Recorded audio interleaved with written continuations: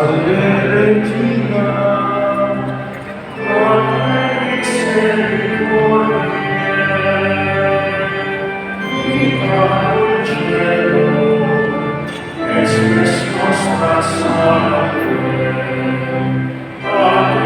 Acclamamus, exules Filii Heaven, Ante suspiramus,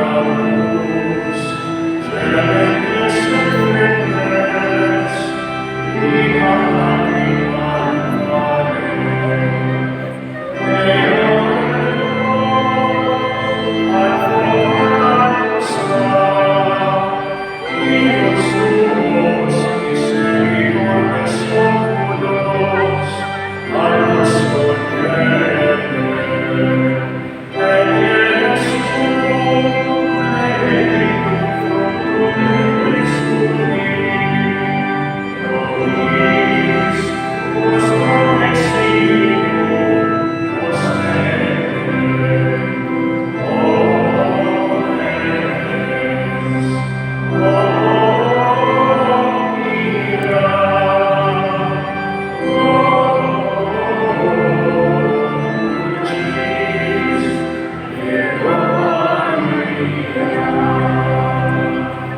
Ipanalangin mo kami, O Birhen ng Antipolo, at kami dapat makinabang sa mapapalapit ni Kristo ang aming Panginoon.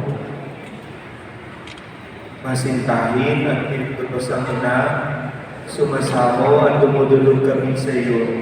Tulungan mo kami magpasalamat sa Panginoon sa lahat ng grasya at pagpapawang ipinagkaloob niya sa amin.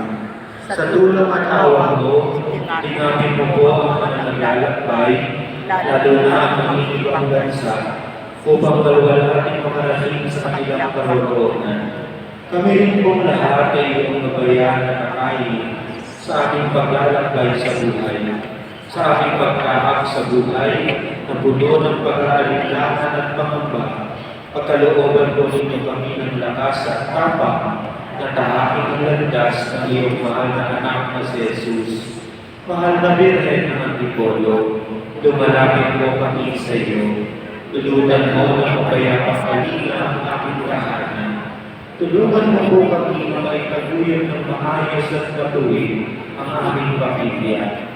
Sa aming paglalayag sa buhay, palakasin at panatalin mo ang bawat isa sa amin na makabuo ng isang pamayanan at bansang pinag-ahalian ng iyong mahal na anak. Naway sa tulong at biyaya mo, mahal na Ina, ang buong mundo ay pagkumpin ng iyong mahal na anak at ilagay niya kami sa ilalim kanyang pagkakandili at huwag kami iwanan sa paglalakbay sa buhay, lalo na sa oras ng sakuna at pag-ibigan. Sa pamamagitan mo, Inang mahal, pagpalain at tangkilikin mo po ang aming buhay paglilingkod sa iyong anak na si Jesus at sa simbahan, upang mabuhay kami sa kapayapaan at katotohanan at parating namin ang kalugatian ng buhay na walang hanggan. Amen.